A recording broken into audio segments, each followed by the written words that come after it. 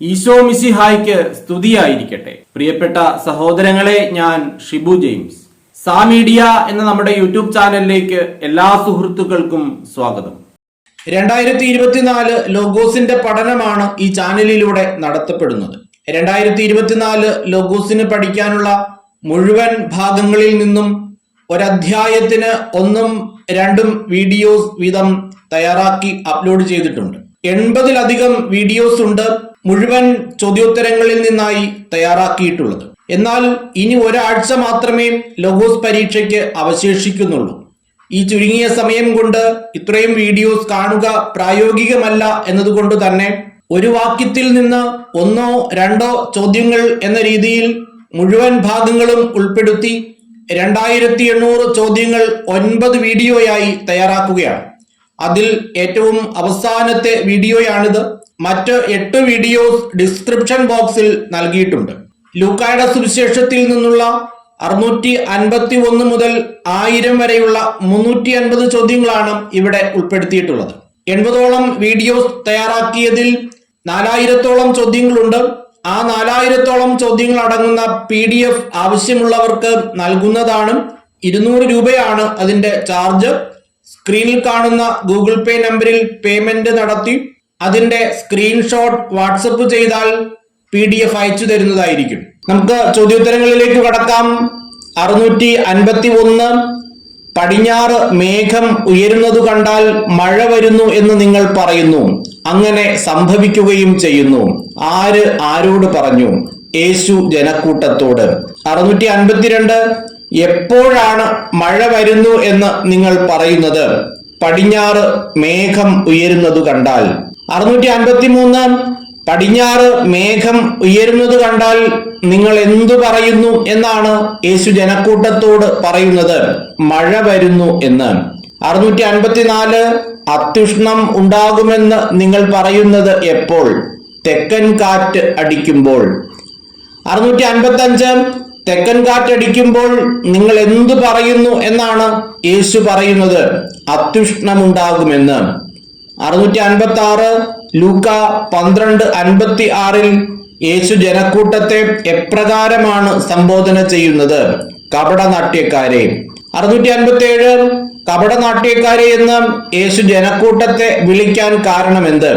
ഭൂമിയുടെയും ആകാശത്തിന്റെയും ഭാവഭേദം വ്യാഖ്യാനിക്കാൻ അറിയാവുന്ന നിങ്ങൾക്ക് ഈ കാലത്തെ വ്യാഖ്യാനിക്കാൻ കഴിയാത്തതുകൊണ്ട്. 658 ഭൂമിയുടെയും ആകാശത്തിന്റെയും ഭാവഭേദം വ്യാഖ്യാനിക്കാൻ നിങ്ങൾക്കറിയാമെങ്കിലും നിങ്ങൾക്കറിയാത്തത് എന്താണ് എന്നാണ് യേശു പറയുന്നത്? ഈ കാലത്തെ വ്യാഖ്യാനിക്കാൻ. 659 ഈ കാലത്തെ വ്യാഖ്യാനിക്കാൻ നിങ്ങൾക്ക് അറിയാത്തത് എന്തുകൊണ്ട് എന്ന ചോദ്യത്തെ തുടർന്ന് യേശു വീണ്ടും ചോദിക്കുന്ന ചോദ്യമെന്ത്? എന്തുകൊണ്ട് നിങ്ങൾ ശരിയായി വിധിക്കുന്നില്ല? 660 നീ നിന്റെ ശത്രുവിനോടുകൂടെ അധികാരിയുടെ അടുത്തേക്ക് പോകുമ്പോൾ എവിടെ വച്ച് അവനുമായി രമ്യതപ്പെട്ടുകൊള്ളുക എന്നാണ് പറയുന്നത്? വഴിയിൽ വച്ച്. 661 നീ നിന്റെ ശത്രുവിനോടുകൂടെ ആരുടെ അടുത്തേക്ക് പോകുമ്പോഴാണ് വഴിയിൽ വച്ചു തന്നെ അവനുമായി രമ്യപ്പെട്ടുകൊള്ളുക എന്ന് പറയുന്നത്? അധികാരിയുടെ. 662 ശത്രുവും ഒന്നിച്ച് അധികാരിയുടെ അടുത്തേക്ക് പോകുമ്പോൾ ആരുടെ അടുത്തേക്കാണ് അവൻ നിന്നെ കൊണ്ടുപോവുക? ന്യായാധിപന്റെ. 663 ന്യായാധിപൻ നിന്നെ ആർക്കാണ് ഏൽപ്പിക്കുക? കാരാഗൃഹപാലകന്. 664 കാരാഗൃഹപാലകൻ എന്തു ചെയ്യും? തടവിലാക്കും. 665 കാരാഗൃഹപാലകനാൽ തടവിലാക്കപ്പെട്ട നീ എന്ത് ചെയ്യുന്നതുവരെ അവിടുന്ന് പുറത്തു വരില്ല എന്നാണ് ലൂക്കായുടെ സുവിശേഷം 12:59 പറയുന്നത്. അവസാനത്തെ തുട്ടുവരെ കൊടുക്കാതെ. 666 അവസാനത്തെ തുട്ടുവരെ കൊടുക്കാതെ പുറത്തു വരാൻ നിനക്ക് സാധിക്കുകയില്ല എന്ന് യേശു പറയുന്ന സാഹചര്യമേത്? നീ നിന്റെ ശത്രുവിനോടുകൂടെ അധികാരിയുടെ അടുത്തേക്ക് പോകുമ്പോൾ വഴിയിൽ വച്ചു തന്നെ അവനുമായി രമ്യതപ്പെട്ടുകൊള്ളുക. അല്ലെങ്കിൽ അവൻ നിന്നെ ന്യായാധിപന്റെ അടുത്തേക്ക് കൊണ്ടുപോവുകയും ന്യായാധിപൻ നിന്നെ കാരാഗൃഹപാലകന് ഏൽപ്പിക്കുകയും അവൻ നിന്നെ തടവിലാക്കുകയും ചെയ്യും. ലോഗോസ് പരീക്ഷയ്ക്ക് ഒരിക്കലും ഇതുപോലെ വലിയ ചോദ്യങ്ങളും വലിയ ഉത്തരങ്ങളും പ്രാഥമിക റൗണ്ടിൽ ഉണ്ടാവില്ല. വളരെ ലളിതമായ ചോദ്യങ്ങൾ, ഒറ്റ വാക്കിൽ തന്നെ ഉത്തരം എഴുതാൻ പാകത്തിനുള്ളതായിരിക്കും ഓപ്ഷൻസ് ഒക്കെ വരിക. എങ്കിലും നമ്മൾ ഈ തരത്തിൽ പഠിക്കുന്നത് ഈ ഒരു വാക്യം നന്നായി പഠിച്ചാൽ ഇതിനുള്ളിൽ നിന്ന് എങ്ങനെ ചോദ്യങ്ങൾ ചോദിച്ചാലും നമുക്ക് ഉത്തരം എഴുതാനായിട്ട് സാധിക്കും. സെമി ഫൈനൽ, ഫൈനൽ മത്സരങ്ങൾക്ക് ഒരുപക്ഷെ ഇതുപോലുള്ള വാക്യങ്ങൾ പഠിച്ചു പോകുന്നത് കൂടുതൽ ഉപകാരപ്രദവുമായിരിക്കും. 667 ഗലീലിയക്കാരായ ഏതാനും പേരുടെ ബലികളിൽ അവരുടെ രക്തം കൂടി കലർത്തിയതാര്? പീലാത്തോസ്. 668 എവിടുത്തുകാരായ ഏതാനും പേരുടെ ബലികളിലാണ് അവരുടെ രക്തം കൂടി പീലാത്തോസ് കലർത്തിയത്? ഗലീലിയക്കാരായ. 669 ഗലീലിയക്കാരായ ഏതാനും പേരുടെ എന്തിലാണ് അവരുടെ രക്തം കൂടി കലർത്തിയത്? ബലികളിൽ. 670 ഗലീലിയക്കാരായ ഏതാനും പേരുടെ ബലികളിൽ അവരുടെ രക്തം കൂടി പീലാത്തോസ് കലർത്തിയ വിവരം ആരാണ് അവനെ അറിയിച്ചത്? അവനെ എന്ന് പറയുമ്പോൾ യേശുവിനെ. ആ സമയത്ത് അവിടെ ഉണ്ടായിരുന്ന ചിലർ. 671 ഗലീലിയക്കാരായ ഏതാനും പേരുടെ ബലികളിൽ അവരുടെ രക്തം കൂടി പീലാത്തോസ് കലർത്തിയ വിവരം ആ സമയത്ത് അവിടെ ഉണ്ടായിരുന്ന ചിലർ ആരെയാണ് അറിയിച്ചത്? അവനെ. അവനെ എന്നാണ് വാക്യത്തിൽ, യേശുവിനെ എന്നാണ് അവിടെ ഉദ്ദേശിക്കുന്നത്. 672 ഗലീലിയക്കാരായ ഏതാനും പേരുടെ ബലികളിൽ അവരുടെ രക്തം കൂടി പീലാത്തോസ് കലർത്തിയ വിവരം ആ സമയത്ത് അവിടെ ഉണ്ടായിരുന്ന ചിലർ അവനെ അറിയിച്ചപ്പോൾ അവൻ, യേശു, അവരോട് എന്താണ് ചോദിച്ചത്? ഇവയെല്ലാം അനുഭവിച്ചതുകൊണ്ട് അവർ മറ്റെല്ലാ ഗലീലിയക്കാരെയുംകാൾ കൂടുതൽ പാപികളായിരുന്നു എന്ന് നിങ്ങൾ കരുതുന്നുവോ? 673 ഇവയെല്ലാം അനുഭവിച്ചതുകൊണ്ട് അവർ മറ്റെല്ലാ ഗലീലിയക്കാരെയുംകാൾ കൂടുതൽ പാപികളായിരുന്നു എന്ന് നിങ്ങൾ കരുതുന്നുവോ എന്ന തന്റെ ചോദ്യത്തിന് യേശു പറയുന്ന കാര്യമെന്ത്? അല്ല എന്ന് ഞാൻ പറയുന്നു. പശ്ചാത്തപിക്കുന്നില്ലെങ്കിൽ നിങ്ങൾ എല്ലാവരും അതുപോലെ നശിക്കും. 674 പശ്ചാത്തപിക്കുന്നില്ലെങ്കിൽ നിങ്ങൾ എല്ലാവരും ഏതുപോലെ നശിക്കും എന്നാണ് യേശു പറയുന്നത്. തങ്ങളുടെ ബലികളിൽ തങ്ങളുടെ രക്തം കൂടി പീലാത്തോസ് കലർത്തി നശിപ്പിക്കാൻ ഇടയായ ഗലീലിയക്കാരെ പോലെ. 675 എന്ത് ചെയ്യുന്നില്ലെങ്കിലാണ് ഗലീലിയക്കാരെ പോലെ നിങ്ങൾ നശിക്കും എന്ന് യേശു പറയുന്നത്? പശ്ചാത്തപിക്കുന്നില്ലെങ്കിൽ. 676 എവിടുത്തെ ഗോപുരം ഇടിഞ്ഞു വീണാണ് 18 പേർ കൊല്ലപ്പെട്ടത്? സീലോഹായിലെ. 677 സീലോഹായിലെ ഗോപുരം ഇടിഞ്ഞു വീണ് കൊല്ലപ്പെട്ട ആ 18 പേർ ആരേക്കാൾ കുറ്റക്കാരായിരുന്നു എന്ന് നിങ്ങൾ വിചാരിക്കുന്നുവോ എന്നാണ് യേശു ചോദിക്കുന്നത്. അന്ന് ജെറുസലേമിൽ വസിച്ചിരുന്ന എല്ലാവരെയും കാൾ. 678 സീലോഹായിലെ ഗോപുരം ഇടിഞ്ഞു വീണ് കൊല്ലപ്പെട്ട ആ 18 പേർ അന്ന് ജെറുസലേമിൽ വസിച്ചിരുന്ന എല്ലാവരെയും കാൾ കുറ്റക്കാരായിരുന്നു എന്ന് നിങ്ങൾ വിചാരിക്കുന്നുവോ എന്ന് ചോദിച്ച ശേഷം അതിന് യേശു തന്നെ നൽകുന്ന ഉത്തരം എന്താണ്? അല്ല എന്ന് ഞാൻ പറയുന്നു. പശ്ചാത്തപിക്കുന്നില്ലെങ്കിൽ നിങ്ങൾ എല്ലാവരും അതുപോലെ നശിക്കും. 679 ലൂക്കായുടെ സുവിശേഷം 13-ാം അധ്യായം 1 മുതൽ 5 വരെ വാക്യങ്ങളിൽ പശ്ചാത്തപിക്കുന്നില്ലെങ്കിൽ നിങ്ങൾ എല്ലാവരും അതുപോലെ നശിക്കും എന്ന് എത്ര പ്രാവശ്യം പറഞ്ഞിരിക്കുന്നു? ഏതെല്ലാം വാക്യങ്ങളിൽ? 2 പ്രാവശ്യം, 3, 5 എന്നീ വാക്യങ്ങളിൽ.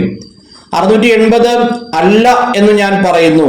പശ്ചാത്തപിക്കുന്നില്ലെങ്കിൽ നിങ്ങൾ എല്ലാവരും അതുപോലെ നശിക്കും എന്ന് ലൂക്ക 13-ന്റെ 3, 5 വാക്യങ്ങളിൽ യേശു പറയുന്നു. അതിന് മുൻപായി പറഞ്ഞിരിക്കുന്ന സ്ഥലങ്ങൾ ഏതെല്ലാം? ഗലീലിയ, ജെറുസലേം. 681 ലൂക്കായുടെ സുവിശേഷം 13-ാം അധ്യായത്തിലെ 2-ാമത്തെ തലക്കെട്ട്, ഫലം തരാത്ത അത്തിവൃക്ഷം. 682 ഒരുവൻ അത്തിവൃക്ഷം നട്ടുപിടിപ്പിച്ചത് എവിടെ? മുന്തിരിത്തോട്ടത്തിൽ. 683 ഒരുവൻ മുന്തിരിത്തോട്ടത്തിൽ എന്താണ് നട്ടുപിടിപ്പിച്ചത്? ഒരു അത്തിവൃക്ഷം. 684 മുന്തിരിത്തോട്ടം നട്ടുപിടിപ്പിച്ചവൻ എന്തു നോക്കാനാണ് വന്നത്? അതിൽ പഴം ഉണ്ടോ എന്ന് നോക്കാൻ. 685 മുന്തിരിത്തോട്ടം നട്ടുപിടിപ്പിച്ചവൻ അതിൽ പഴം ഉണ്ടോ എന്ന് നോക്കാൻ വന്നപ്പോൾ എന്താണ് കണ്ടത്? ഒന്നും കണ്ടില്ല. 686 മുന്തിരിത്തോട്ടം നട്ടുപിടിപ്പിച്ചവൻ അതിൽ പഴം ഉണ്ടോ എന്ന് നോക്കാൻ വന്നപ്പോൾ ഒന്നും കണ്ടില്ല. അപ്പോൾ അവൻ കൃഷിക്കാരനോട് എന്താണ് പറഞ്ഞത്? 3 വർഷമായി ഞാൻ ഈ അത്തിവൃക്ഷത്തിൽ ഫലമന്വേഷിച്ചു വരുന്നു, ഒന്നും കാണുന്നില്ല. അത് വെട്ടിക്കളയുക, എന്തിന് നിലം പാഴാക്കണം? 687 യജമാനൻ കൃഷിക്കാരനോട് അത്തിവൃക്ഷം വെട്ടിക്കളയാൻ പറയുന്നതിന്റെ കാരണമെന്ത്? 3 വർഷമായി ഞാൻ ഈ അത്തിവൃക്ഷത്തിൽ നിന്ന് ഫലം അന്വേഷിച്ചു വരുന്നു, ഒന്നും കാണുന്നില്ല. 688 അത്തിവൃക്ഷം വെട്ടിക്കളയാൻ യജമാനൻ പറയുമ്പോൾ കൃഷിക്കാരൻ എത്ര വർഷം കൂടി അത് നിൽക്കട്ടെ എന്നാണ് പറയുന്നത്? ഈ വർഷം കൂടി, അതായത് 1 വർഷം കൂടി. 1 വർഷം എന്നവിടെ പറയുന്നില്ല, ഈ വർഷം കൂടി എന്നാണ് പറയുന്നത്. 689 ഫലം തരാത്ത അത്തിവൃക്ഷം ഈ വർഷം കൂടി നിൽക്കാൻ അനുവദിച്ചാൽ താൻ അതിനുവേണ്ടി എന്തു ചെയ്യാം എന്നാണ് കൃഷിക്കാരൻ പറയുന്നത്? അതിന്റെ ചുവട് കിളച്ച് വളമിടാം. 690 ഞാൻ അതിന്റെ ചുവട് കിളച്ച് വളമിടാം എന്ന് പറഞ്ഞതിനെ തുടർന്ന് കൃഷിക്കാരൻ പറയുന്നത് എന്ത്? മേലിൽ അത് ഫലം നൽകിയേക്കാം, ഇല്ലെങ്കിൽ നീ അത് വെട്ടിക്കളഞ്ഞുകൊള്ളുക. 691 ഒരു സാപത്തിൽ അവൻ എവിടെയാണ് പഠിപ്പിച്ചു കൊണ്ടിരുന്നത്? അവൻ എന്ന് പറയുന്നത് യേശു ഒരു സിനഗോഗിൽ. 692 എത്ര വർഷമായി ഒരു ആത്മാവ് ബാധിച്ച് രോഗിണിയായി നിവർന്നു നിൽക്കാൻ സാധിക്കാത്ത വിധം കൂനിപ്പോയ ഒരുവളാണ് സിനഗോഗിൽ ഉണ്ടായിരുന്നത്? 18 വർഷമായി. 693 സിനഗോഗിൽ വെച്ച് യേശു കണ്ട സ്ത്രീ കൂനിയായത് എങ്ങനെ? ഒരു ആത്മാവ് ബാധിച്ച്. 694 സിനഗോഗിൽ വെച്ച് കൂനിയായ സ്ത്രീയെ കണ്ടപ്പോൾ യേശു ആദ്യം ചെയ്തത് എന്ത്? അടുത്തു വിളിച്ചു. 695 സിനഗോഗിൽ വെച്ച് കൂനിയായ സ്ത്രീയെ കണ്ടപ്പോൾ യേശു അവളെ അടുത്ത് വിളിച്ച് എന്താണ് പറഞ്ഞത്? സ്ത്രീയെ, നിന്റെ രോഗത്തിൽ നിന്ന് നീ മോചിക്കപ്പെട്ടിരിക്കുന്നു. 696 സ്ത്രീയെ, നിന്റെ രോഗത്തിൽ നിന്നും നീ മോചിക്കപ്പെട്ടിരിക്കുന്നു എന്ന് കൂനിയായ സ്ത്രീയോട് പറഞ്ഞ ശേഷം യേശു എന്തു ചെയ്തു? അവളുടെ മേൽ കൈകൾ വച്ചു. 697 അവൻ അവളുടെ മേൽ കൈകൾ വച്ചപ്പോൾ എന്തു സംഭവിച്ചു? തൽക്ഷണം അവൾ നിവർന്നു നിൽക്കുകയും ദൈവത്തെ സ്തുതിക്കുകയും ചെയ്തു. 698 യേശു സാപത്തിൽ രോഗം സുഖപ്പെടുത്തിയതിൽ കോപിച്ചതാര്? സിനഗോഗ് അധികാരി. 699 യേശു സാപത്തിൽ രോഗം സുഖപ്പെടുത്തിയതിൽ കോപിച്ച് ജോലി ചെയ്യാവുന്ന 6 ദിവസങ്ങളുണ്ട് എന്ന് സിനഗോഗ് അധികാരി ആരോടാണ് പറഞ്ഞത്? ജനങ്ങളോട്. 700 ജോലി ചെയ്യാവുന്ന എത്ര ദിവസങ്ങളുണ്ട് എന്നാണ് സിനഗോഗ് അധികാരി പറയുന്നത്? 6 ദിവസങ്ങൾ. 701 ലൂക്കായുടെ സുവിശേഷം 13-ാം അധ്യായത്തിലെ 5-ാമത്തെ തലക്കെട്ട് ഇടുങ്ങിയ വാതിൽ. 702 പട്ടണങ്ങളിലും ഗ്രാമങ്ങളിലും പഠിപ്പിച്ചുകൊണ്ട് അവൻ എവിടേക്കാണ് യാത്ര ചെയ്തിരുന്നത്? ജെറുസലേമിലേക്ക്. 703 ജെറുസലേമിലേക്കുള്ള യാത്രയിൽ യേശു പഠിപ്പിച്ചിരുന്നത് എവിടെയെല്ലാം? പട്ടണങ്ങളിലും ഗ്രാമങ്ങളിലും. 704 പട്ടണങ്ങളിലും ഗ്രാമങ്ങളിലും പഠിപ്പിച്ചുകൊണ്ട് അവൻ യേശു ജെറുസലേമിലേക്ക് യാത്ര ചെയ്തപ്പോൾ ഒരുവൻ അവനോട് ചോദിച്ചതെന്ത്? കർത്താവെ, രക്ഷ പ്രാപിക്കുന്നവർ ചുരുക്കമാണോ? 705 രക്ഷ പ്രാപിക്കുന്നവർ ചുരുക്കമാണോ? ആരോട് ചോദിച്ചു? ഒരുവൻ യേശുവിനോട്. 706 കർത്താവെ, രക്ഷ പ്രാപിക്കുന്നവർ ചുരുക്കമാണോ? ഒരുവൻ യേശുവിനോട് ഇപ്രകാരം ചോദിച്ചത് എപ്പോൾ? പട്ടണങ്ങളിലും ഗ്രാമങ്ങളിലും പഠിപ്പിച്ചുകൊണ്ട് യേശു ജെറുസലേമിലേക്ക് യാത്ര ചെയ്തപ്പോൾ. 707 കർത്താവെ, രക്ഷ പ്രാപിക്കുന്നവർ ചുരുക്കമാണോ എന്ന ഒരുവന്റെ ചോദ്യത്തിന് യേശു നൽകുന്ന മറുപടി എന്ത്? ഇടുങ്ങിയ വാതിലിലൂടെ പ്രവേശിക്കുവാൻ പരിശ്രമിക്കുവിൻ. 708 ഇടുങ്ങിയ വാതിലിലൂടെ പ്രവേശിക്കുവാൻ പരിശ്രമിക്കുവിൻ എന്ന് പറഞ്ഞതിനെ തുടർന്ന് യേശു പറയുന്നത് എന്ത്? അനേകം പേർ പ്രവേശിക്കാൻ ശ്രമിക്കും, എന്നാൽ അവർക്ക് സാധിക്കുകയില്ല. 709 അനേകം പേർ പ്രവേശിക്കാൻ ശ്രമിക്കും, എന്നാൽ അവർക്ക് സാധിക്കുകയില്ല. യേശു ഇങ്ങനെ പറയുന്നത് എന്തിനെ കുറിച്ചാണ്? ഇടുങ്ങിയ വാതിലിലൂടെ പ്രവേശിക്കാൻ പരിശ്രമിക്കുന്നതിനെ കുറിച്ച്. 710 ലൂക്ക 13:25 ഉടമസ്ഥൻ ചെയ്യുന്ന എന്തു പ്രവൃത്തിയെ പറ്റിയാണ് പറഞ്ഞിരിക്കുന്നത്? എഴുന്നേറ്റ് വാതിൽ അടയ്ക്കുന്നതിനെ കുറിച്ച്. 711 വീട്ടുടമസ്ഥൻ എഴുന്നേറ്റ് വാതിൽ അടച്ചു കഴിഞ്ഞാൽ പിന്നെ നിങ്ങൾ പുറത്തുനിന്ന് എന്തു പറഞ്ഞ് വാതിൽ മുട്ടാൻ തുടങ്ങും എന്നാണ് യേശു പറയുന്നത്? കർത്താവേ, ഞങ്ങൾക്ക് തുറന്നു തരണമേ എന്ന് പറഞ്ഞ്. 712 കർത്താവേ, ഞങ്ങൾക്ക് തുറന്നു തരണമേ എന്ന് പറഞ്ഞ് നിങ്ങൾ വാതിൽക്കൽ മുട്ടാൻ തുടങ്ങുന്നത് എപ്പോൾ? വീട്ടുടമസ്ഥൻ എഴുന്നേറ്റ് വാതിൽ അടച്ചു കഴിഞ്ഞാൽ പിന്നെ. 713 വീട്ടുടമസ്ഥൻ വാതിൽ അടച്ചു കഴിഞ്ഞ് പുറത്തുനിന്ന് കർത്താവേ, ഞങ്ങൾക്ക് തുറന്നു തരണമേ എന്ന് പറഞ്ഞ് മുട്ടാൻ തുടങ്ങുന്നവരോട് വീട്ടുടമസ്ഥൻ പറയുന്ന മറുപടി എന്താണെന്നാണ് യേശു പറയുന്നത്? നിങ്ങൾ എവിടെ നിന്നാണെന്ന് ഞാൻ അറിയുന്നില്ല. 714 നിങ്ങൾ എവിടെ നിന്നാണെന്ന് ഞാൻ അറിയുന്നില്ല എന്ന വീട്ടുടമസ്ഥന്റെ മറുപടിക്ക് പുറത്തു നിൽക്കുന്നവർ നൽകുന്ന ഉത്തരമെന്ത്? നിന്റെ സാന്നിധ്യത്തിൽ ഞങ്ങൾ ഭക്ഷിക്കുകയും പാനം ചെയ്യുകയും ഞങ്ങളുടെ തെരുവുകളിൽ നീ പഠിപ്പിക്കുകയും ചെയ്തിട്ടുണ്ട്. 715 നിന്റെ സാന്നിധ്യത്തിൽ ഞങ്ങൾ എന്തൊക്കെ ചെയ്തിട്ടുണ്ട് എന്നാണ് പുറത്തു നിൽക്കുന്നവർ വീട്ടുടമസ്ഥനോട് പറയുന്നത്? ഭക്ഷിക്കുകയും പാനം ചെയ്യുകയും ചെയ്തിട്ടുണ്ട്. 716 ഞങ്ങളുടെ തെരുവുകളിൽ നീ എന്തു ചെയ്തിട്ടുണ്ട് എന്നാണ് പുറത്തു നിൽക്കുന്നവർ വീട്ടുടമസ്ഥനോട് പറയുന്നത്? പഠിപ്പിക്കുകയും ചെയ്തിട്ടുണ്ട്.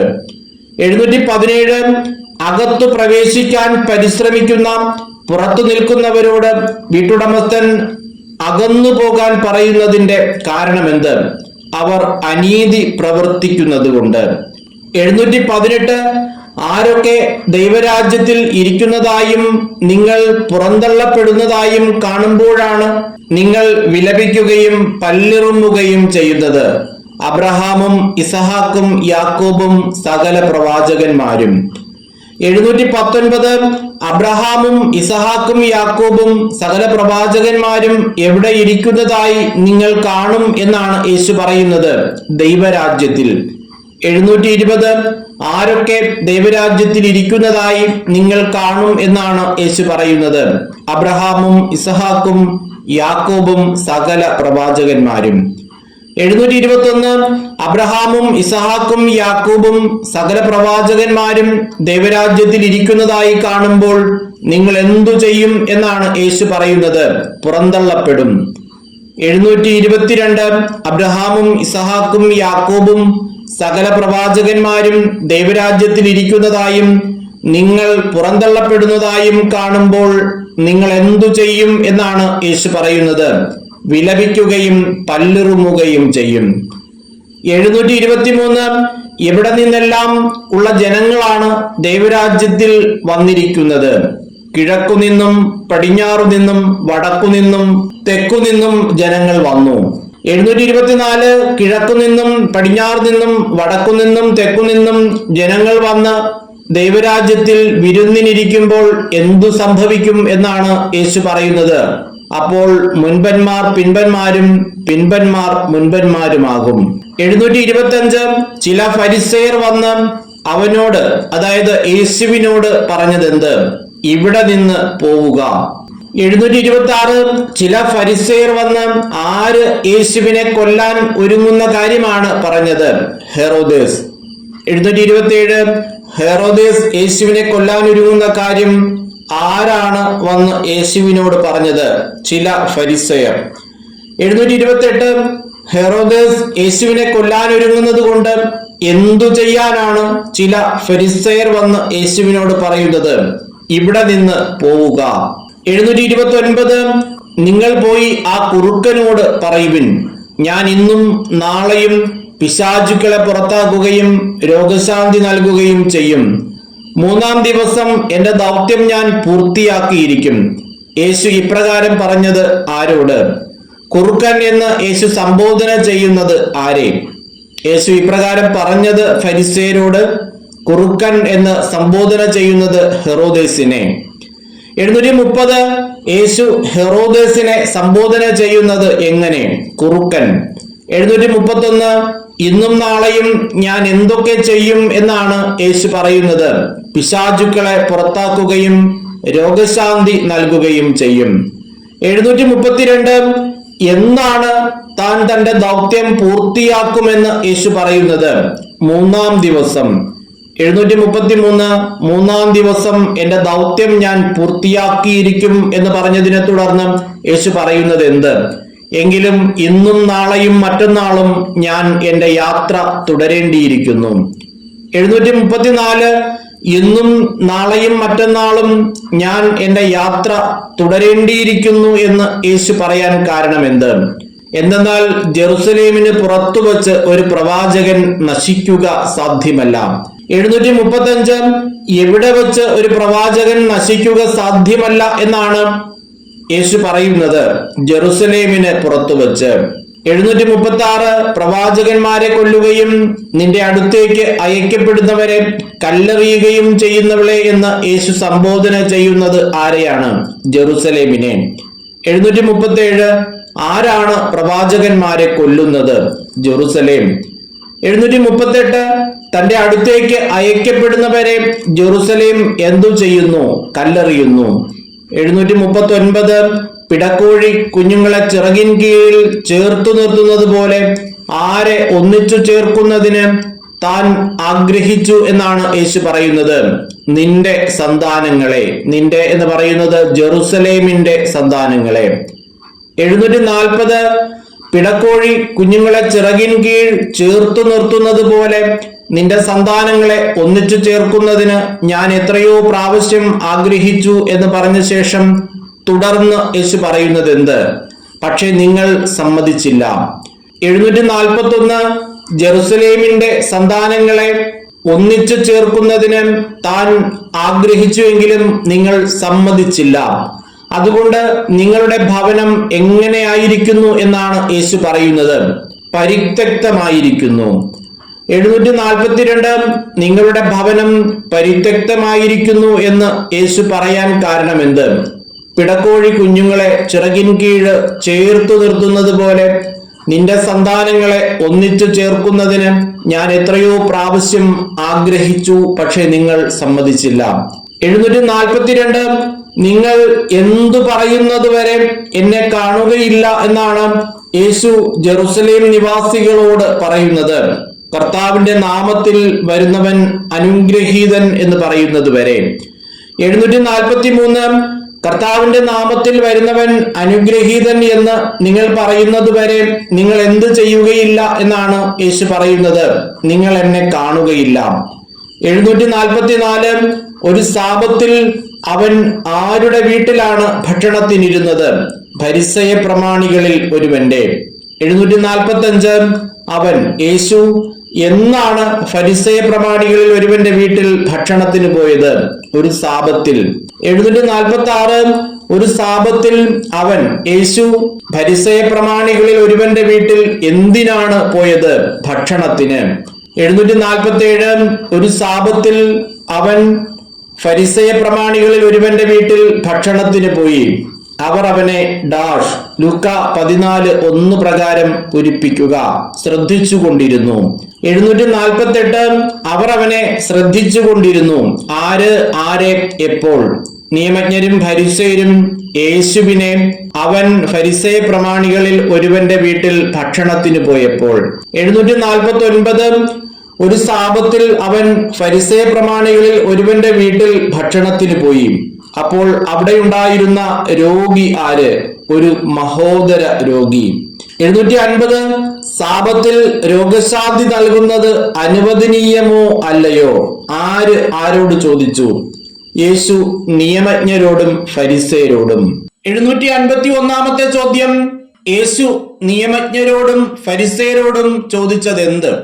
സാബത്തിൽ രോഗശാന്തി നൽകുന്നത് അനുവദനീയമോ അല്ലയോ? 752 സാബത്തിൽ രോഗശാന്തി നൽകുന്നത് അനുവദനീയമോ അല്ലയോ എന്ന് യേശു ചോദിച്ചപ്പോൾ അവർ എന്തു ചെയ്തു? അവർ നിശബ്ദരായിരുന്നു. 753 സാബത്തിൽ രോഗശാന്തി നൽകുന്നത് അനുവദനീയമോ അല്ലയോ എന്ന യേശുവിന്റെ ചോദ്യത്തിന് അവർ മൗനം പാലിച്ചപ്പോൾ യേശു ചെയ്തത് എന്ത്? യേശു അവനെ അടുത്തു വിളിച്ച് സുഖപ്പെടുത്തി അയച്ചു. 754 യേശു അവനെ അടുത്തു വിളിച്ച് സുഖപ്പെടുത്തി അയച്ചു. തുടർന്ന് അവരോട് അവൻ ചോദിക്കുന്നത് എന്ത്? സാബത്തിൽ തന്റെ പുത്രനോ കാളയോ കിണറ്റിൽ വീണാൽ ഉടൻ പിടിച്ചുകയറ്റാത്തവനായി നിങ്ങളിൽ ആരുണ്ട്? 755 സാപത്തിൽ എന്തു കിണറ്റിൽ വീണാൽ ആണ് ഉടനെ പിടിച്ചുകയറ്റാത്തവനായി നിങ്ങളിൽ ആരുണ്ട് എന്ന് യേശു ചോദിക്കുന്നത്? പുത്രനോ കാളയോ? 756 യേശുവിന്റെ ഏതു ചോദ്യത്തിന് മറുപടി പറയാൻ അവർക്ക് കഴിഞ്ഞില്ല എന്നാണ് ലൂക്ക 14:5-6 വാക്യങ്ങളിൽ രേഖപ്പെടുത്തിയിരിക്കുന്നത്. അവർക്ക് എന്ന് പറഞ്ഞിരിക്കുന്നത് നിയമജ്ഞർക്കും ഫരിസേയർക്കുമാണ്. സാപത്തിൽ തന്റെ പുത്രനോ കാളയോ കിണറ്റിൽ വീണാൽ ഉടൻ പിടിച്ചുകയറ്റാത്തവനായി നിങ്ങളിൽ ആരുണ്ട് എന്ന യേശുവിന്റെ ചോദ്യത്തിന്. 757 ലൂക്കായുടെ സുവിശേഷം 14-ാം അധ്യായം 2-ാമത്തെ തലക്കെട്ട്, അതിഥിക്കും ആതിഥേയനും ഉപദേശം. 758 യേശു കല്യാണ വിരുന്നിന്റെ ഉപമ പറഞ്ഞത് ഏതു സാഹചര്യത്തിലാണ്? ക്ഷണിക്കപ്പെട്ടവർ പ്രമുഖ സ്ഥാനങ്ങൾ തിരഞ്ഞെടുക്കുന്നത് കണ്ടപ്പോൾ. 759 ക്ഷണിക്കപ്പെട്ടവർ പ്രമുഖ സ്ഥാനങ്ങൾ തിരഞ്ഞെടുക്കുന്നത് കണ്ടപ്പോൾ യേശു അവരോട് പറഞ്ഞതെന്ത്? ആരെങ്കിലും നിന്നെ ഒരു കല്യാണ വിരുന്നിന് ക്ഷണിച്ചാൽ പ്രമുഖ സ്ഥാനത്ത് കയറി ഇരിക്കരുത്. 760 ആരെങ്കിലും നിന്നെ ഒരു കല്യാണ വിരുന്നിന് ക്ഷണിച്ചാൽ പ്രമുഖ സ്ഥാനത്ത് കയറി ഇരിക്കരുത് എന്ന് യേശു പറയുന്നതിന് കാരണമെന്ത്? ഒരുപക്ഷെ നിന്നേക്കാൾ ബഹുമാന്യനായ ഒരാളെ അവൻ ക്ഷണിച്ചിട്ടുണ്ടായിരിക്കും.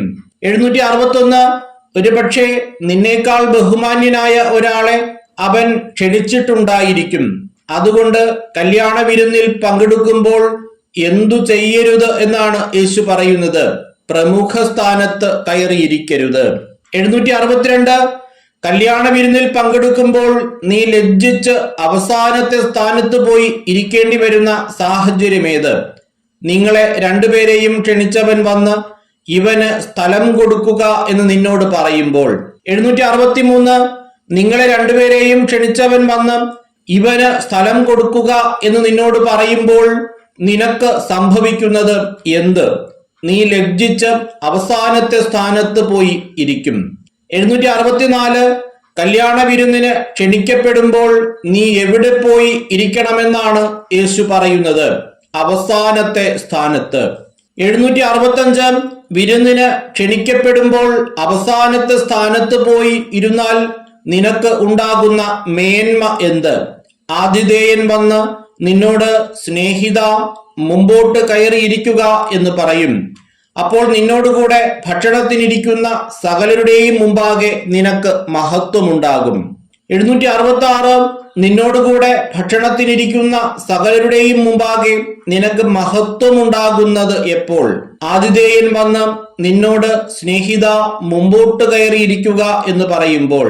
767 അപ്പോൾ നിന്നോടുകൂടെ ഭക്ഷണത്തിനിരിക്കുന്ന സകലരുടെയും മുമ്പാകെ നിനക്ക് മഹത്വമുണ്ടാവും എന്ന് പറഞ്ഞ ശേഷം യേശു തുടർന്ന് പറയുന്നത് എന്ത്? തന്നെ തന്നെ ഉയർത്തുന്നവൻ താഴ്ത്തപ്പെടും, തന്നെ തന്നെ താഴ്ത്തുന്നവൻ ഉയർത്തപ്പെടും.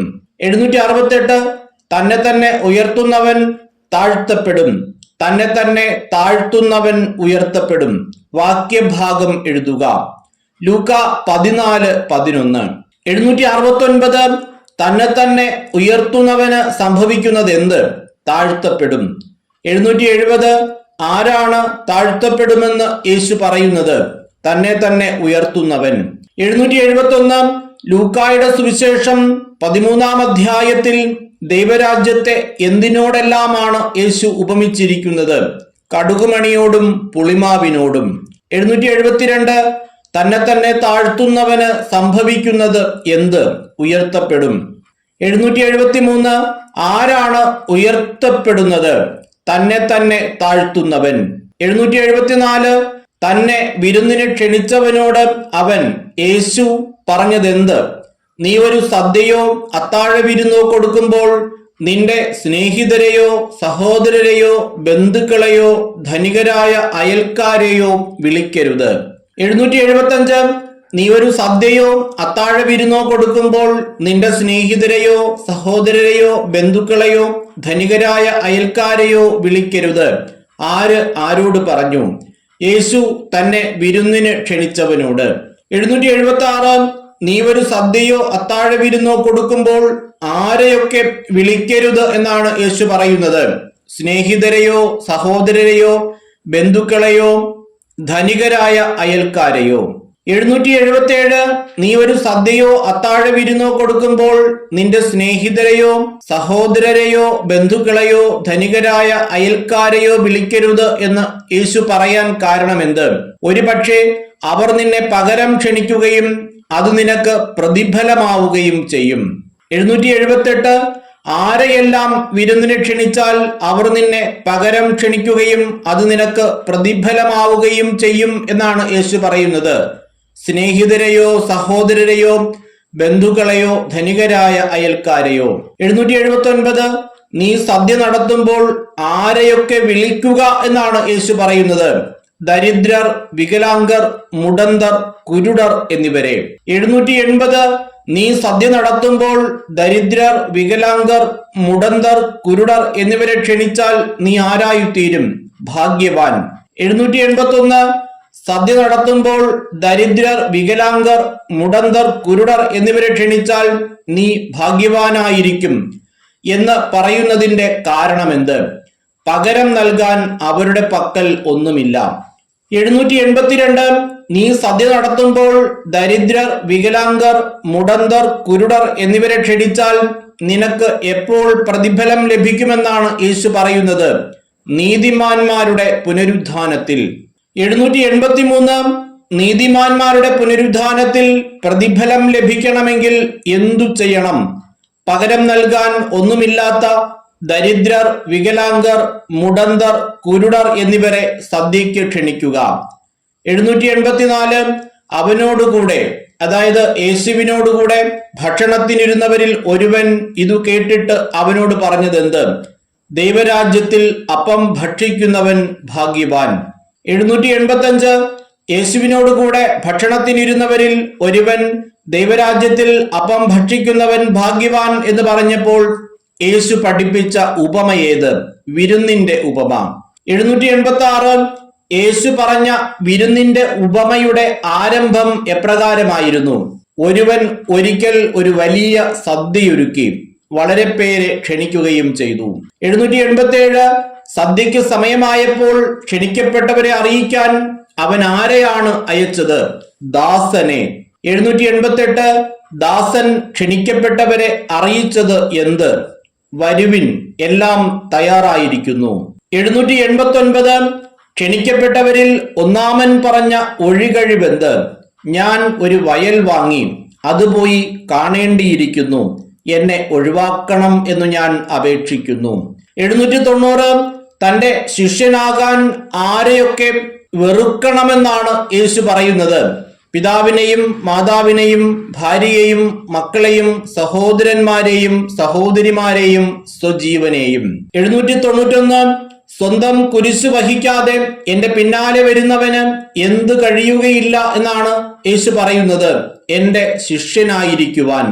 792 ആർക്ക് എന്റെ ശിഷ്യനായിരിക്കുവാൻ കഴിയുകയില്ല എന്നാണ് യേശു പറയുന്നത്? സ്വന്തം കുരിശു വഹിക്കാതെ എന്റെ പിന്നാലെ വരുന്നവന്. 793 എന്തു പണിയാൻ ഇച്ഛിക്കുന്നവനാണ് അത് പൂർത്തിയാക്കാൻ വേണ്ട വക തനിക്കുണ്ടോ എന്ന് അതിന്റെ ചിലവ് ആദ്യമേ തന്നെ കണക്കുകൂട്ടി നോക്കാത്തവൻ നിങ്ങളിൽ ആരുണ്ട് എന്ന് യേശു ചോദിക്കുന്നത്? ഗോപുരം പണിയാൻ.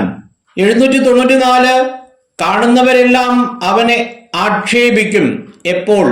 അടിത്തറ കെട്ടിയിട്ട് പണി മുഴുവനാക്കാൻ കഴിയാതെ വരുമ്പോൾ. 795 ഗോപുരത്തിന്റെ അടിത്തറ കെട്ടിക്കഴിഞ്ഞ് പണി മുഴുവനാക്കാൻ കഴിയാതെ വരുമ്പോൾ കാണുന്നവരെല്ലാം എന്തു പറഞ്ഞ് അവനെ ആക്ഷേപിക്കും? ഈ മനുഷ്യൻ പണി ആരംഭിച്ചു, പക്ഷേ പൂർത്തിയാക്കാൻ കഴിഞ്ഞില്ല. 796 20,000 ഭടന്മാരോടുകൂടെ തനിക്കെതിരെ വരുന്നവനെ എത്ര കൊണ്ട് നേരിടാൻ സാധിക്കുമോ എന്ന് ആദ്യമേ ആലോചിക്കാതെ മറ്റൊരു രാജാവിനോട് യുദ്ധത്തിന് പോകുന്ന ഏതു രാജാവാണ് ഉള്ളത് എന്നാണ് യേശു ചോദിക്കുന്നത്? 10,000. 797 20,000 ഭടന്മാരോടുകൂടെ തനിക്കെതിരെ വരുന്നവരെ 10,000 കൊണ്ട് നേരിടാൻ സാധ്യമല്ലെങ്കിൽ എന്തു ചെയ്യും എന്നാണ് യേശു പറയുന്നത്? അവൻ ദൂരത്തായിരിക്കുമ്പോൾ തന്നെ ദൂതന്മാരെ അയച്ച് സമാധാനത്തിന് അപേക്ഷിക്കും. 798 അവൻ ദൂരത്തായിരിക്കുമ്പോൾ തന്നെ ദൂതന്മാരെ അയച്ച് എന്തിനാണ് അപേക്ഷിക്കുന്നത്? സമാധാനത്തിന്. 799 എന്തു ചെയ്യാതെ നിങ്ങളിൽ ആർക്കും എന്റെ ശിഷ്യനാവുക സാധ്യമല്ല എന്നാണ് ലൂക്ക 14:33 പറയുന്നത്. തനിക്കുള്ളതെല്ലാം ഉപേക്ഷിക്കാതെ. 800 ഇതുപോലെ തനിക്കുള്ളതെല്ലാം ഉപേക്ഷിക്കാതെ നിങ്ങളിൽ ആർക്കും എന്റെ ശിഷ്യനാകാൻ സാധ്യമല്ല എന്ന് പറഞ്ഞതിനെ തുടർന്ന് യേശു എന്താണ് പറയുന്നത്? ഉപ്പ് നല്ലതു തന്നെ, എന്നാൽ ഉറകെട്ടുപോയാൽ അതിന് എങ്ങനെ ഉറ കൂട്ടും? 801 ഉപ്പ് മണ്ണിനോ വളത്തിനോ ഉപകരിക്കുകയില്ലാത്തത് എപ്പോൾ? ഉറകെട്ടുപോയാൽ. 802 ഡാഷ് നല്ലതു തന്നെ, എന്നാൽ ഉറകെട്ടുപോയാൽ അതിന് എങ്ങനെ ഉറ കൂട്ടും? പൂരിപ്പിക്കുക. ഉപ്പ്. 803 ഉറകെട്ടുപോയാൽ ഉപ്പ് എന്തിനൊക്കെ ഉപകരിക്കുകയില്ല എന്നാണ് യേശു പറയുന്നത്? മണ്ണിനോ വളത്തിനോ. 804 മണ്ണിനോ വളത്തിനോ ഉപകരിക്കുകയില്ലാത്ത ഉപ്പ് ആളുകൾ എന്തു ചെയ്യുന്നു? പുറത്തെറിഞ്ഞു കളയുന്നു. 805 ചുങ്കക്കാരും പാപികളുമെല്ലാം അവന്റെ വാക്കുകൾ കേൾക്കാൻ അടുത്തു വന്നുകൊണ്ടിരുന്നു. ആരുടെ വാക്കുകൾ കേൾക്കാൻ? യേശുവിന്റെ. 806 ലൂക്കായുടെ സുവിശേഷം 15-ാം അധ്യായത്തിന്റെ തുടക്കത്തിൽ ആരാണ് യേശുവിന്റെ വാക്കുകൾ കേൾക്കാൻ അടുത്തു വന്നുകൊണ്ടിരുന്നത്? ചുങ്കക്കാരും പാപികളും. 807 ചുങ്കക്കാരും പാപികളുമെല്ലാം അവന്റെ വാക്കുകൾ കേൾക്കാൻ അടുത്തു വന്നുകൊണ്ടിരുന്നപ്പോൾ ആരാണ് പിറുപിറുത്തത്? ഫരിസേയർ. 808 ചുങ്കക്കാരും പാപികളുമെല്ലാം അവന്റെ വാക്കുകൾ കേൾക്കാൻ അടുത്തു വന്നുകൊണ്ടിരുന്നപ്പോൾ ഫരിസേരും നിയമജ്ഞരും പിറുപിറുത്തത് എന്തുകൊണ്ട്? ഇവൻ പാപികളെ സ്വീകരിക്കുകയും അവരോടുകൂടെ ഭക്ഷണം കഴിക്കുകയും ചെയ്യുന്നു. 809 ചുങ്കക്കാരും പാപികളും അവന്റെ വാക്കുകൾ കേൾക്കാൻ അടുത്തു വന്നുകൊണ്ടിരുന്നപ്പോൾ ഫരിസേരും നിയമജ്ഞരും പിറുപിറുത്തു. അപ്പോൾ അവൻ അവരോട് ഈ ഉപമ പറഞ്ഞു. ഏതുപമ? കാണാതായ ആടിന്റെ ഉപമ.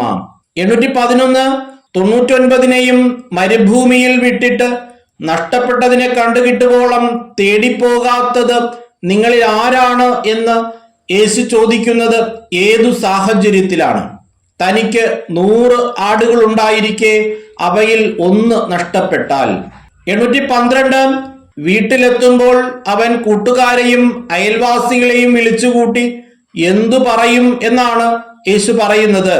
നിങ്ങൾ എന്നോടുകൂടെ സന്തോഷിക്കുവിൻ, എന്റെ നഷ്ടപ്പെട്ട ആടിനെ കണ്ടുകിട്ടിയിരിക്കുന്നു. 813 നഷ്ടപ്പെട്ട ആടിനെ കണ്ടുകിട്ടി അതിനെ തോളിലേറ്റി വീട്ടിലെത്തുമ്പോൾ തന്നോടൊപ്പം സന്തോഷിക്കുവാൻ ആരെയൊക്കെയാണ് അവൻ വിളിച്ചു കൂട്ടുന്നത്? കൂട്ടുകാരെയും അയൽവാസികളെയും. 814 അതുപോലെ തന്നെ അനുതാപം ആവശ്യമില്ലാത്ത 99 നീതിമാന്മാരെ കുറിച്ച് എന്നതിനേക്കാൾ അനുതപിക്കുന്ന ഒരു പാപിയെ കുറിച്ച് സ്വർഗത്തിൽ കൂടുതൽ സന്തോഷമുണ്ടാകുമെന്ന് ഞാൻ നിങ്ങളോട് പറയുന്നു. ഏതുപോലെ? 100 ആടുകൾ ഉണ്ടായിരിക്കെ നഷ്ടപ്പെട്ട ഒരാടിനെ തിരികെ ലഭിച്ചവന് ഉണ്ടായ സന്തോഷം പോലെ. 815 അനുതാപം ആവശ്യമില്ലാത്ത 99 നീതിമാന്മാരെ കുറിച്ച് എന്നതിനേക്കാൾ ആരെക്കുറിച്ചാണ് സ്വർഗത്തിൽ കൂടുതൽ സന്തോഷമുണ്ടാകുന്നത്? അനുതപിക്കുന്ന ഒരു പാപിയെ കുറിച്ച്. 816 അനുതപിക്കുന്ന ഒരു പാപിയെ കുറിച്ച് എവിടെയാണ് കൂടുതൽ സന്തോഷമുണ്ടാകുന്നത്? സ്വർഗത്തിൽ. 817 അനുതപിക്കുന്ന ആരെ കുറിച്ചാണ് സ്വർഗത്തിൽ കൂടുതൽ സന്തോഷമുണ്ടാകുന്നത്? ഒരു പാപിയെ കുറിച്ച്. 818 കാണാതായ നാണയത്തിന്റെ ഉപമയിൽ ഒരു സ്ത്രീക്ക് എത്ര നാണയം ഉണ്ടായിരിക്കെ എന്നാണ് പറഞ്ഞിരിക്കുന്നത്? 10 നാണയം. 819 10 നാണയം ഉണ്ടായിരുന്ന സ്ത്രീയുടെ എത്ര നാണയം നഷ്ടപ്പെട്ടതായാണ് ഉപമയിൽ പറയുന്നത്? 1 നാണയം. 820 10 നാണയം ഉണ്ടായിരിക്കെ അതിലൊന്ന് നഷ്ടപ്പെട്ടപ്പോൾ സ്ത്രീ ചെയ്തതെന്ത്? വിളക്ക് കൊളുത്തി വീട് അടിച്ചുവാരി അത് കണ്ടുകിട്ടുവോളം ഉത്സാഹത്തോടെ അന്വേഷിച്ചു. 821 നഷ്ടപ്പെട്ട നാണയം തിരിച്ചു കിട്ടുമ്പോൾ ആരെയെല്ലാം വിളിച്ചുകൂട്ടി തന്നോടുകൂടെ സന്തോഷിക്കുവിൻ എന്നാണ് സ്ത്രീ പറയുന്നത്? കൂട്ടുകാരെയും അയൽവാസികളെയും. 822 കാണാതായ നാണയത്തിന്റെ ഉപമ പറഞ്ഞു കഴിഞ്ഞ ശേഷം ആരെക്കുറിച്ചാണ് ദൈവത്തിന്റെ ദൂതന്മാരുടെ മുമ്പിൽ സന്തോഷമുണ്ടാകുമെന്ന് ഞാൻ നിങ്ങളോട് പറയുന്നു എന്ന് യേശു പറയുന്നത് അനുതപിക്കുന്ന ഒരു പാപിയെക്കുറിച്ച്. 823 അവൻ പറഞ്ഞു, ഒരു മനുഷ്യന് 2 പുത്രന്മാരുണ്ടായിരുന്നു. ആരാണ് അങ്ങനെ പറഞ്ഞത്? യേശു. 824 യേശു ധൂർത്തപുത്രന്റെ ഉപമയിൽ ഒരു മനുഷ്യന് എത്ര പുത്രന്മാർ ഉണ്ടായിരുന്നു എന്നാണ് പറയുന്നത്? 2. 825 ധൂർത്തപുത്രന്റെ ഉപമ ആരംഭിക്കുന്നത് എങ്ങനെ? അവൻ പറഞ്ഞു, ഒരു മനുഷ്യന് 2 പുത്രന്മാർ ഉണ്ടായിരുന്നു. 826 2 പുത്രന്മാരിൽ ഇളയവൻ പിതാവിനോട് പറഞ്ഞതെന്ത്? പിതാവേ, സ്വത്തിൽ എന്റെ ഓഹരി എനിക്ക് തരിക. 827 പിതാവേ, സ്വത്തിൽ എന്റെ ഓഹരി എനിക്ക് തരിക എന്ന് ഇളയ മകൻ പിതാവിനോട് പറഞ്ഞപ്പോൾ പിതാവ് എന്തു ചെയ്തു? അവൻ സ്വത്ത് അവർക്കായി ഭാഗിച്ചു. 828 ഏറെ താമസിയാതെ ഇളയ മകൻ എല്ലാം ശേഖരിച്ചുകൊണ്ട് പോയത് എവിടേക്ക്? ദൂരദേശത്തേക്ക്. 829 ഇളയ മകൻ എല്ലാം ശേഖരിച്ചുകൊണ്ട് ദൂരദേശത്തേക്ക് പോയി എന്തു ചെയ്തു? അവിടെ ധൂർത്തനായി ജീവിച്ച് സ്വത്ത് നശിപ്പിച്ചു കളഞ്ഞു.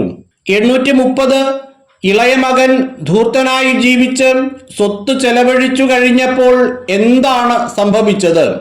ആ ദേശത്ത് ഒരു കഠിന ക്ഷാമമുണ്ടാവുകയും അവൻ ഞെരുക്കത്തിലാവുകയും ചെയ്തു. 831 എന്തുകൊണ്ടാണ് ഇളയ മകൻ ഞെരുക്കത്തിലായത്? സ്വത്തെല്ലാം ചെലവഴിച്ചു കഴിഞ്ഞപ്പോൾ ആ ദേശത്ത് കഠിന ക്ഷാമമുണ്ടായതുകൊണ്ട്. 832 കഠിന ക്ഷാമമുണ്ടായപ്പോൾ ധൂർത്തപുത്രൻ എവിടെയാണ് അഭയം തേടിയത്? ആ ദേശത്തെ ഒരു പൗരന്റെ അടുത്ത്. 833 ധൂർത്തപുത്രൻ അഭയം തേടിയ ആ ദേശത്തെ പൗരൻ അവന് നൽകിയ ജോലി എന്ത്? പന്നികളെ മേയ്ക്കുക. 834 ആ ദേശത്തെ പൗരൻ തന്റെ അടുത്ത് അഭയം തേടിയ ധൂർത്തപുത്രനെ പന്നികളെ മേയ്ക്കാൻ എവിടേക്കാണ് അയച്ചത്? വയലിലേക്ക്. 835 പന്നികളെ മേയ്ക്കാൻ വയലിലേക്ക് അയക്കപ്പെട്ട അവൻ, അതായത് ധൂർത്തപുത്രൻ, ആശിച്ചത് എന്ത്? പന്നി തിന്നുന്ന തവിടെങ്കിലും കൊണ്ട് വയറു നിറയ്ക്കാൻ. 836 ഇപ്പോൾ അവന് സുബോധമുണ്ടായി. എപ്പോൾ? പന്നി തിന്നുന്ന തവിടെങ്കിലും കൊണ്ട് വയറു നിറയ്ക്കാൻ ആശിച്ച അവന് ആരും അത് കൊടുക്കാതിരുന്നപ്പോൾ. 837 ഞാൻ എഴുന്നേറ്റ് എവിടേക്ക് പോകും എന്നാണ് ധൂർത്തനായ മകൻ പറയുന്നത്? എന്റെ പിതാവിന്റെ അടുത്തേക്ക്. 838 പിതാവിനോട് താൻ എന്തു പറയും എന്നാണ് അവൻ പറയുന്നത്? പിതാവേ, സ്വർഗത്തിനെതിരായും നിന്റെ മുമ്പിലും ഞാൻ പാപം ചെയ്തു. 839 ആരോടെല്ലാം താൻ പാപം ചെയ്തു എന്നാണ് ധൂർത്തപുത്രൻ പിതാവിനോട് പറയും എന്ന് പറയുന്നത്? സ്വർഗത്തിനെതിരായും നിന്റെ മുമ്പിലും. 840 താൻ ഇനി എന്തിനു യോഗ്യനല്ല എന്നാണ് ധൂർത്തപുത്രൻ പറയുന്നത്? നിന്റെ പുത്രൻ എന്ന് വിളിക്കപ്പെടാൻ. 841 നിന്റെ പുത്രൻ എന്ന് വിളിക്കപ്പെടാൻ ഞാൻ യോഗ്യനല്ല എന്ന് പറഞ്ഞതിനെ തുടർന്ന് അവൻ പറയുന്നത് എന്ത്? നിന്റെ ദാസരിൽ ഒരുവനായി എന്നെ സ്വീകരിക്കണമേ. 842 അവൻ ധൂർത്തപുത്രൻ എഴുന്നേറ്റ് ആരുടെ അടുത്തേക്ക് ചെന്നു? പിതാവിന്റെ. 843 പിതാവിന്റെ അടുത്തേക്ക് ചെന്ന ധൂർത്തപുത്രനെ പിതാവ് എവിടെ വച്ചു തന്നെ കണ്ടു? ദൂരെ വച്ചു തന്നെ. 844 അവൻ പിതാവ് മനസ്സലിഞ്ഞ് ഓടിച്ചെന്ന് അവനെ കെട്ടിപ്പിടിച്ച് ചുംബിച്ചു. അപ്പോൾ മകൻ പറയുന്നത് എന്തെല്ലാം? പിതാവേ, സ്വർഗത്തിനെതിരായും നിന്റെ മുമ്പിലും ഞാൻ പാപം ചെയ്തു. നിന്റെ പുത്രൻ എന്ന് വിളിക്കപ്പെടാൻ ഞാൻ ഇനി യോഗ്യനല്ല. 845 ഉടനെ മേൽത്തരം വസ്ത്രം കൊണ്ടുവന്ന് ഇവനെ ധരിപ്പിക്കുവിൻ. ആരോട് പറഞ്ഞു? പിതാവ് തന്റെ ദാസരോട്. 846 ഉടനെ മേൽത്തരം വസ്ത്രം കൊണ്ടുവന്ന് ഇവനെ ധരിപ്പിക്കുക എന്ന് പറഞ്ഞതിനെ തുടർന്ന് അവനെ എന്തെല്ലാം അണിയിക്കുക എന്നാണ് പിതാവ് തന്റെ ദാസരോട് പറഞ്ഞത്? കയ്യിൽ മോതിരവും കാലിൽ ചെരുപ്പും. 847 ഇവന്റെ കയ്യിൽ മോതിരവും കാലിൽ ചെരുപ്പും അണിയിക്കുവിൻ എന്ന് പറഞ്ഞതിനെ തുടർന്ന് പിതാവ് പറയുന്നത് എന്ത്? കൊഴുത്ത കാളക്കുട്ടിയെ കൊണ്ടുവന്ന് കൊല്ലുവിൻ. 848 നമുക്ക് ഭക്ഷിച്ച് ആഹ്ലാദിക്കാം എന്ന് പറഞ്ഞതിനു ശേഷം അതിന്റെ കാരണമായി പിതാവ് പറയുന്നത് എന്താണ്? എന്റെ ഈ മകൻ മൃതനായിരുന്നു, അവനിതാ വീണ്ടും ജീവിക്കുന്നു. അവൻ നഷ്ടപ്പെട്ടിരുന്നു, ഇപ്പോൾ വീണ്ടു കിട്ടിയിരിക്കുന്നു. 849 തന്റെ ഇളയ മകൻ മൃതനായിരുന്നു, എന്നാൽ ഇപ്പോൾ എന്തു സംഭവിച്ചിരിക്കുന്നു എന്നാണ് പിതാവ് പറയുന്നത്? വീണ്ടും ജീവിക്കുന്നു. 850 ധൂർത്തപുത്രൻ തിരിച്ചെത്തിയപ്പോൾ പിതാവിന്റെ മൂത്ത മകൻ എവിടെയായിരുന്നു? വയലിൽ.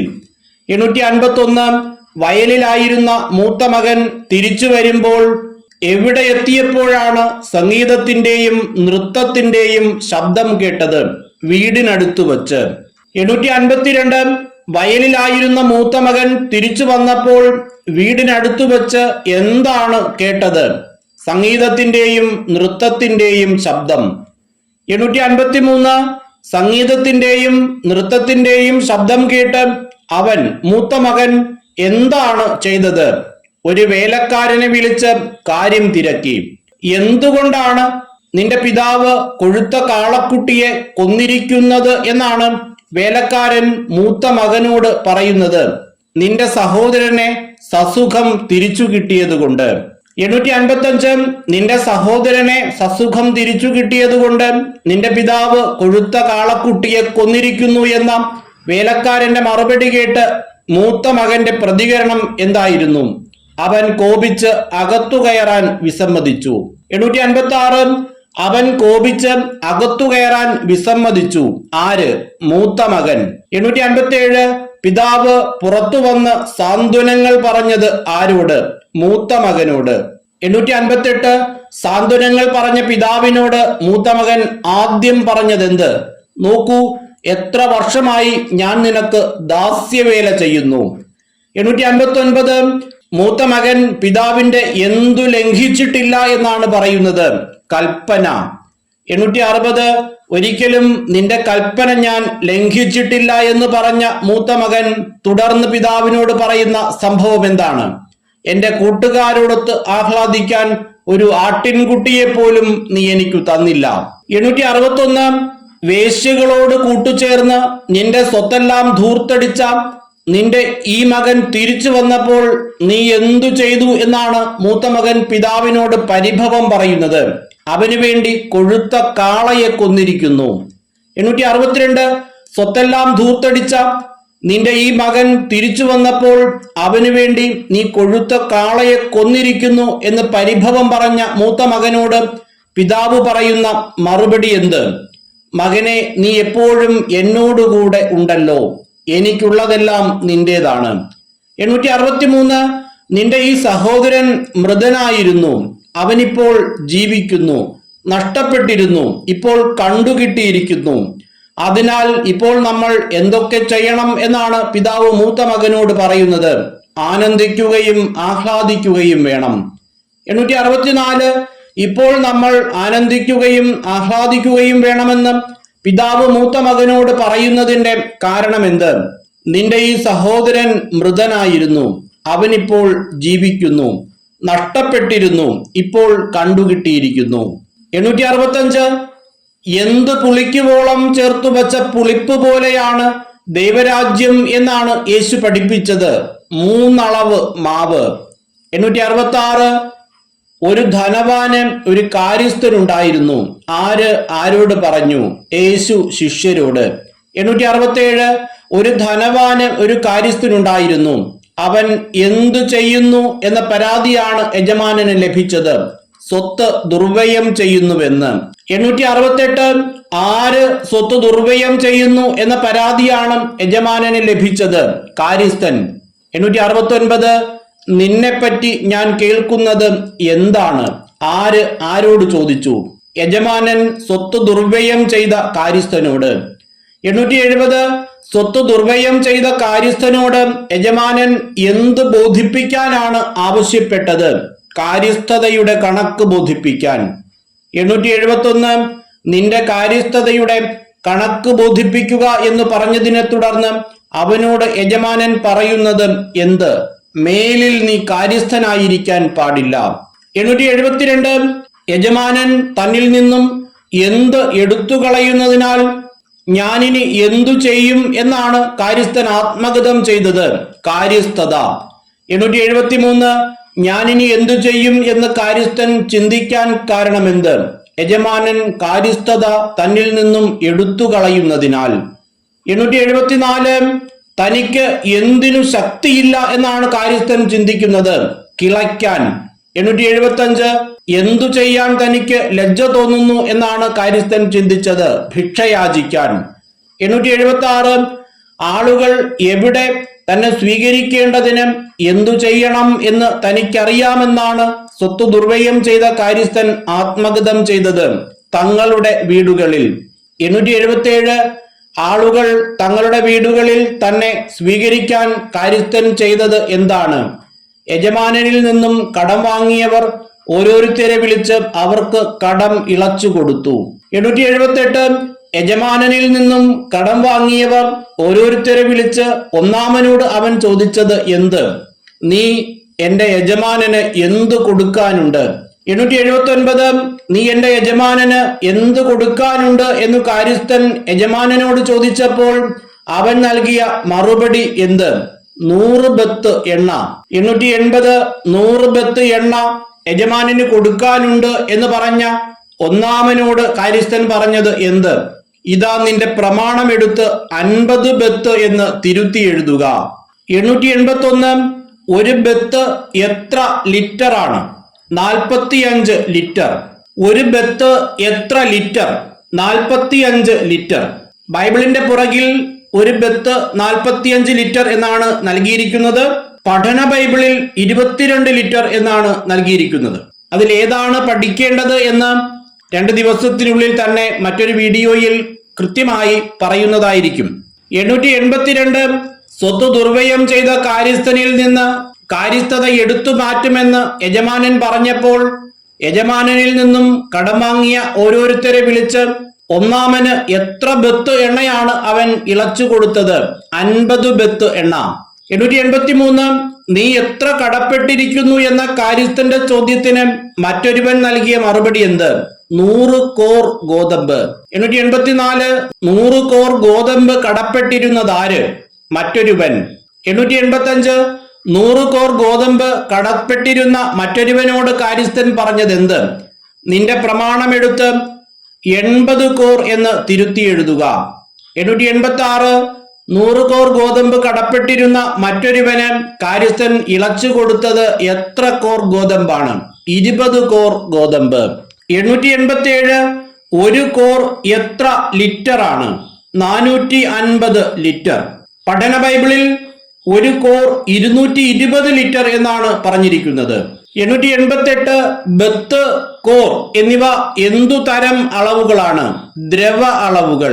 889 കൗശലപൂർവം പ്രവർത്തിച്ചതിനാൽ നീതിരഹിതനായ കാര്യസ്ഥനെ പ്രശംസിച്ചതാര്? യജമാനൻ. 890 നീതിരഹിതനായ കാര്യസ്ഥന് യജമാനനിൽ നിന്ന് പ്രശംസ ലഭിക്കാൻ കാരണമെന്ത്? കൗശലപൂർവം പ്രവർത്തിച്ചതിനാൽ.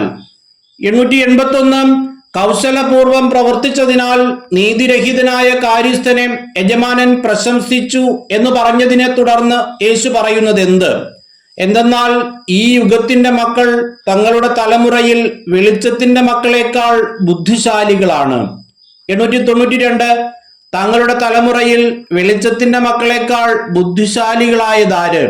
ഈ യുഗത്തിന്റെ മക്കൾ. 893 അവൻ വീണ്ടും പറഞ്ഞു, ഡാഷ് എന്തിനോട് ഞാൻ ഉപമിക്കേണ്ടത്? 13:20 പ്രകാരം പൂരിപ്പിക്കുക ദൈവരാജ്യത്തെ. 894 ലൂക്കായുടെ സുവിശേഷം 13:21 ദൈവരാജ്യത്തെ എന്തിനോടാണ് ഉപമിച്ചിരിക്കുന്നത്? പുളിമാവിനോട്. 895 അധാർമിക സമ്പത്ത് കൊണ്ട് നിങ്ങൾക്കായി ആരെ സമ്പാദിച്ചു കൊള്ളുക എന്നാണ് യേശു പറയുന്നത്? സ്നേഹിതരെ. 896 ചെറിയ കാര്യത്തിൽ വിശ്വസ്തൻ എന്തിലും വിശ്വസ്തനായിരിക്കുമെന്നാണ് യേശു പറയുന്നത്? വലിയ കാര്യത്തിലും. 897 വലിയ കാര്യത്തിൽ വിശ്വസ്തനായിരിക്കുന്നത് ആര്? ചെറിയ കാര്യത്തിൽ വിശ്വസ്തനായിരിക്കുന്നവൻ. 898 അധാർമിക സമ്പത്തിന്റെ കാര്യത്തിൽ വിശ്വസ്തനായിരിക്കുന്നില്ലെങ്കിൽ എന്ത് ആരു നിങ്ങളെ ഏൽപ്പിക്കും എന്നാണ് യേശു ചോദിക്കുന്നത്. യഥാർത്ഥ ധനം. 899 മറ്റൊരുവന്റെ കാര്യത്തിൽ നിങ്ങൾ വിശ്വസ്തരല്ലെങ്കിൽ എന്താണ് നിങ്ങൾക്ക് ആരു തരും എന്ന് യേശു ചോദിക്കുന്നത്. നിങ്ങൾക്ക് സ്വന്തമായവ. 900 ഒരു ഭൃത്യന് ആരെ സേവിക്കാൻ സാധിക്കുകയില്ല എന്നാണ് പറയുന്നത്. 2 യജമാനന്മാരെ. 901 ആർക്കാണ് 2 യജമാനന്മാരെ സേവിക്കാൻ സാധിക്കുകയില്ല എന്ന് പറയുന്നത്? ഒരു ഭൃത്യന്. 902 ഒരു ഭൃത്യന് 2 യജമാനന്മാരെ സേവിക്കാൻ സാധിക്കുകയില്ല. ഒന്നുകിൽ അവൻ ഒരുവനെ ദൂഷിക്കണം, മറ്റൊരുവനെ ഡാഷ്. ലൂക്കാ 16:13 പ്രകാരം പൂരിപ്പിക്കുക, സ്നേഹിക്കുകയും ചെയ്യും. 903 ആരെയെല്ലാം ഒന്നിച്ചു സേവിക്കാൻ നിങ്ങൾക്ക് കഴിയുകയില്ല എന്നാണ് യേശു പറയുന്നത്. ദൈവത്തെയും ധനത്തെയും. 904 ദൈവത്തെയും ധനത്തെയും ഒന്നിച്ച് എന്തു ചെയ്യാൻ നിങ്ങൾക്ക് കഴിയുകയില്ല എന്നാണ് യേശു പറയുന്നത്. സേവിക്കാൻ.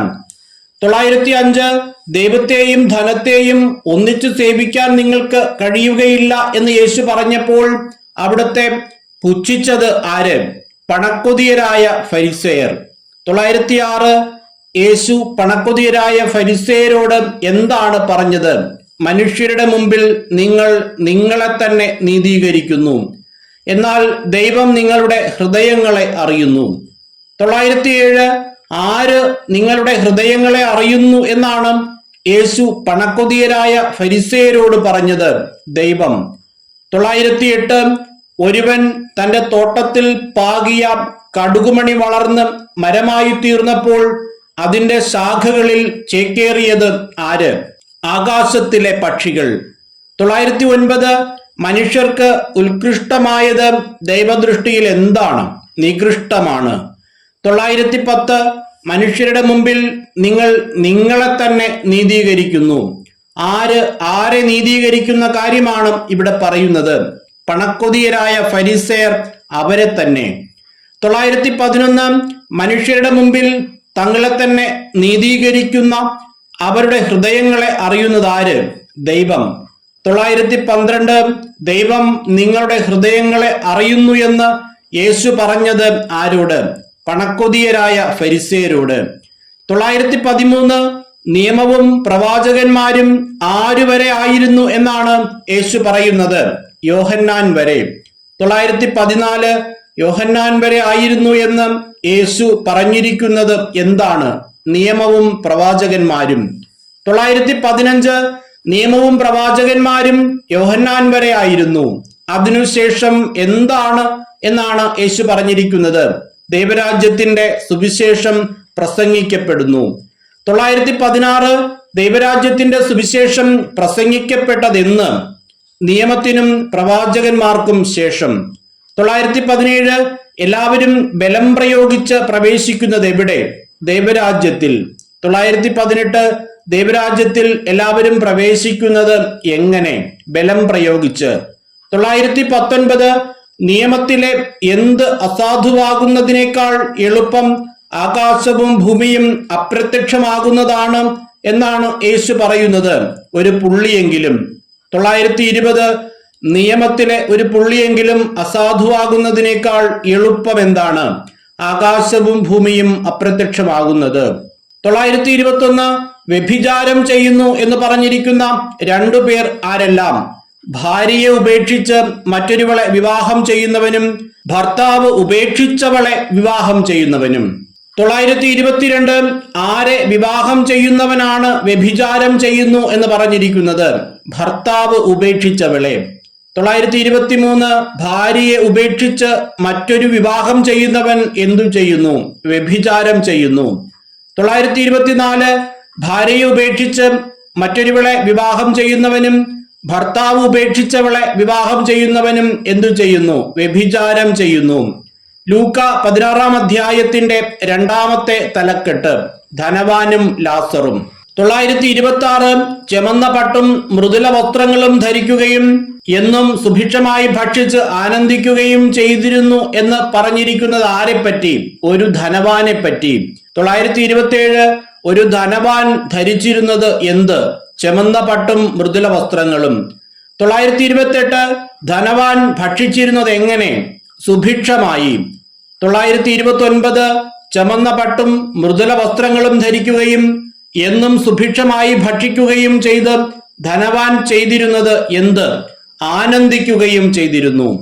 930 ധനവാന്റെ പടിവാതിൽക്കൽ കിടന്നിരുന്ന ദരിദ്രന്റെ പേരെന്ത്? ലാസർ. 931 ലാസർ ആരായിരുന്നു? ദരിദ്രൻ. 932 ലാസർ എന്ന ദരിദ്രൻ കിടന്നിരുന്നത് എവിടെ? ധനവാന്റെ പടിവാതിൽക്കൽ. 933 ധനവാന്റെ പടിവാതിൽക്കൽ കിടന്നിരുന്ന ലാസറിന്റെ അവസ്ഥ എന്തായിരുന്നു? അവന്റെ ശരീരം വ്രണങ്ങൾ കൊണ്ട് നിറഞ്ഞിരുന്നു. 934 ധനവാന്റെ മേശയിൽ നിന്ന് വീണിരുന്നവ കൊണ്ട് വിശപ്പടക്കാൻ അവൻ ആഗ്രഹിച്ചു. ആര്? ലാസർ. 935 ലാസർ എന്താണ് ആഗ്രഹിച്ചിരുന്നത്? ധനവാന്റെ മേശയിൽ നിന്ന് വീഴുന്നവ കൊണ്ട് വിശപ്പടക്കാൻ. 936 നായ്ക്കൾ വന്ന് ആരുടെ വ്രണങ്ങളാണ് നക്കിയിരുന്നത്? ലാസറിന്റെ. 937 ലാസറിന്റെ വ്രണങ്ങൾ നക്കിയിരുന്നത് ആര്? നായ്ക്ൾ. 938 ആ ദരിദ്രനും ആ ധനികനും മരിച്ചതായി രേഖപ്പെടുത്തിയിരിക്കുന്ന വചനഭാഗമേത്? ലൂക്ക 16:22. 939 ആ ദരിദ്രൻ മരിച്ചു. അവൻ എവിടേക്കാണ് സംവഹിക്കപ്പെട്ടത്? അബ്രഹാത്തിന്റെ മടിയിലേക്ക്. 940 ആരാണ് ആ ദരിദ്രനെ അബ്രഹാത്തിന്റെ മടിയിലേക്ക് സംവഹിച്ചത്? ദൈവദൂതന്മാർ. 941 ആ ധനികനും മരിച്ചു. ഡാഷ് ലൂക്ക 16:22 പ്രകാരം പൂരിപ്പിക്കുക. അടക്കപ്പെട്ടു. 942 അവൻ നരകത്തിൽ പീഡിപ്പിക്കപ്പെടുമ്പോൾ കണ്ണുകുളിയർത്തി നോക്കി. ആര്? ധനവാൻ. 943 ധനവാൻ എവിടെയാണ് പീഡിപ്പിക്കപ്പെട്ടത്? നരകത്തിൽ. 944 ധനവാൻ നരകത്തിൽ പീഡിപ്പിക്കപ്പെട്ടപ്പോൾ ചെയ്തതെന്ത്? കണ്ണുകുളിയർത്തി നോക്കി. 945 യേശു കടുകുമണിയെ എന്തിനോടാണ് ഉപമിക്കുന്നത്? ദൈവരാജ്യത്തോട്. 946 ധനവാൻ നരകത്തിൽ പീഡിപ്പിക്കപ്പെട്ടപ്പോൾ കണ്ണുകുളിയർത്തി നോക്കുമ്പോൾ അവൻ കണ്ട കാഴ്ച എന്ത്? ദൂരെ അബ്രഹാത്തെയും അവന്റെ മടിയിൽ ലാസറിനെയും കണ്ടു. 947 കണ്ണുകുളിയർത്തി നോക്കിയ ധനവാൻ കണ്ടത് ആരെയെല്ലാം? അബ്രഹാത്തെയും അവന്റെ മടിയിൽ ലാസറിനെയും. 948 ധനവാൻ കണ്ണുകുളിയർത്തി നോക്കിയപ്പോൾ ലാസറിനെ എവിടെയാണ് കണ്ടത്? അബ്രഹാത്തിന്റെ മടിയിൽ.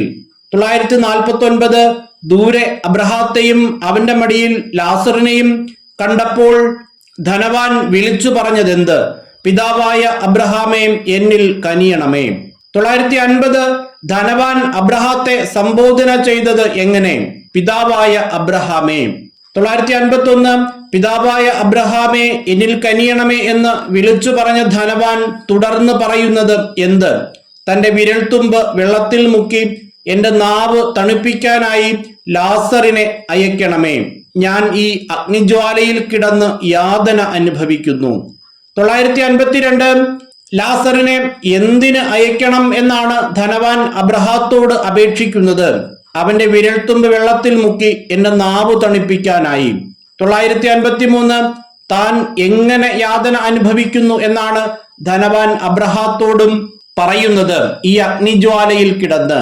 954 പിതാവായ അബ്രഹാമേ, എന്നിൽ കനിയണമേ.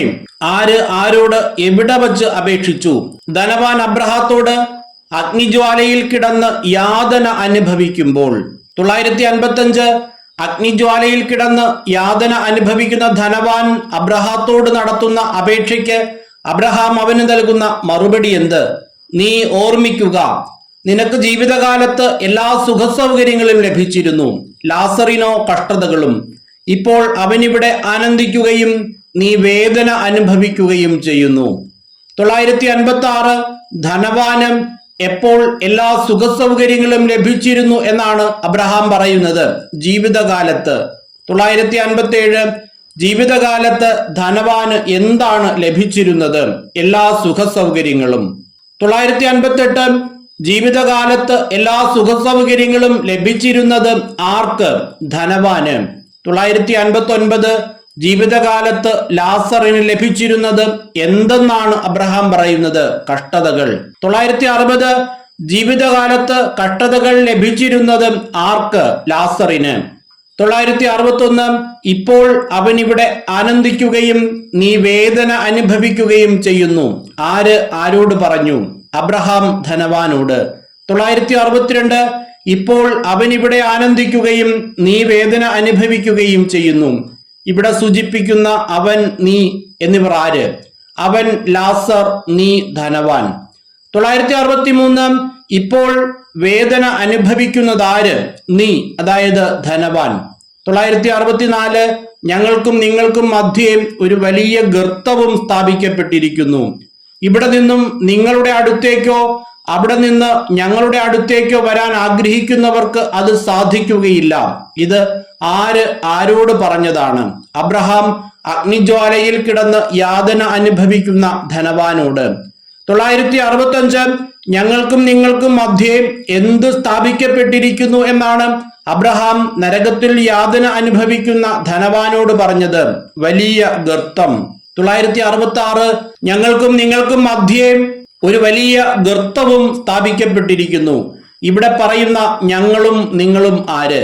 ഞങ്ങൾ അബ്രഹാമും അബ്രഹാത്തിന്റെ മടിയിലിരിക്കുന്ന ലാസറും നിങ്ങൾ നരകത്തിൽ അഗ്നിജ്വാലയിൽ യാതന അനുഭവിക്കുന്ന ധനവാനും. 967 ഞങ്ങൾക്കും നിങ്ങൾക്കും മധ്യേ വലിയ ഗർത്തം സ്ഥാപിക്കപ്പെട്ടിരിക്കുന്നത് കൊണ്ട് എന്താണ് സംഭവിക്കുന്നത്? ഇവിടെ നിന്നും നിങ്ങളുടെ അടുത്തേക്കോ അവിടെ നിന്ന് ഞങ്ങളുടെ അടുത്തേക്കോ വരാൻ ആഗ്രഹിക്കുന്നവർക്ക് അത് സാധിക്കുകയില്ല. 968 ഇവിടെ നിന്ന് നിങ്ങളുടെ അടുത്തേക്കോ അവിടെ നിന്ന് ഞങ്ങളുടെ അടുത്തേക്കോ വരാൻ ആഗ്രഹിക്കുന്നവർക്ക് അത് സാധിക്കുകയില്ല. കാരണം എന്ത്? ഞങ്ങൾക്കും നിങ്ങൾക്കും മധ്യേ ഒരു വലിയ ഗർത്തം സ്ഥാപിക്കപ്പെട്ടിരിക്കുന്നതിനാൽ. 969 എവിടെയാണ് ഒരു വലിയ ഗർത്തം സ്ഥാപിക്കപ്പെട്ടിരിക്കുന്നത്? ഞങ്ങൾക്കും നിങ്ങൾക്കും മധ്യേ. 970 ഇവിടെ നിന്ന് നിങ്ങളുടെ അടുത്തേക്കോ അവിടെ നിന്ന് ഞങ്ങളുടെ അടുത്തേക്കോ വരാൻ ആഗ്രഹിക്കുന്നവർക്ക് അത് സാധിക്കുകയില്ല എന്ന് അബ്രഹാം പറഞ്ഞപ്പോൾ ധനവാൻ അപേക്ഷിച്ചത് എന്ത്? പിതാവേ, അങ്ങനെയെങ്കിൽ ലാസറിനെ എന്റെ പിതൃഭവനത്തിലേക്ക് അയക്കണമേ. 971 ലൂക്ക 16:27 ധനവാൻ അബ്രഹാത്തെ സംബോധന ചെയ്യുന്നത് എന്ത്? പിതാവേ. 24 വാക്യത്തിൽ പിതാവായ അബ്രഹാമേ എന്നാണ് സംബോധന ചെയ്യുന്നത്. 972 പിതാവേ, അങ്ങനെയെങ്കിൽ ലാസറിനെ എന്റെ പിതൃഭവനത്തിലേക്ക് അയക്കണമേ എന്ന് ധനവാൻ അബ്രഹാത്തോട് അപേക്ഷിക്കുന്ന സാഹചര്യം ഏത്? ഇവിടെ നിന്ന് നിങ്ങളുടെ അടുത്തേക്കോ അവിടെ നിന്ന് ഞങ്ങളുടെ അടുത്തേക്കോ വരാൻ ആഗ്രഹിക്കുന്നവർക്ക് അത് സാധിക്കുകയില്ല എന്ന് അബ്രഹാം പറഞ്ഞപ്പോൾ. 973 ധനവാന്റെയും ലാസറിന്റെയും ഉപമയിലെ ധനവാന് എത്ര സഹോദരന്മാരുണ്ട്? 5. 974 ലാസറിനെ എന്റെ പിതൃഭവനത്തിലേക്ക് അയക്കണമേ എന്ന് ധനവാൻ അബ്രഹാത്തോട് അപേക്ഷിക്കാൻ കാരണമെന്ത്? എന്റെ 5 സഹോദരന്മാരും പീഠകളുടെ ഈ സ്ഥലത്ത് വരാതിരിക്കേണ്ടതിന് അവർക്ക് സാക്ഷ്യം നൽകാൻ. 975 എന്തിനാണ് സഹോദരന്മാർക്ക് ലാസർ സാക്ഷ്യം നൽകേണ്ടത് എന്നാണ് അബ്രഹാത്തോട് ധനവാൻ ആവശ്യപ്പെട്ടത്? അവരും പീഠകളുടെ ഈ സ്ഥലത്ത് വരാതിരിക്കേണ്ടതിന്. 976 അവരും പീഠകളുടെ ഈ സ്ഥലത്ത് വരാതിരിക്കേണ്ടതിന് അവൻ അവർക്ക് സാക്ഷ്യം നൽകട്ടെ. ആര്? ലാസർ.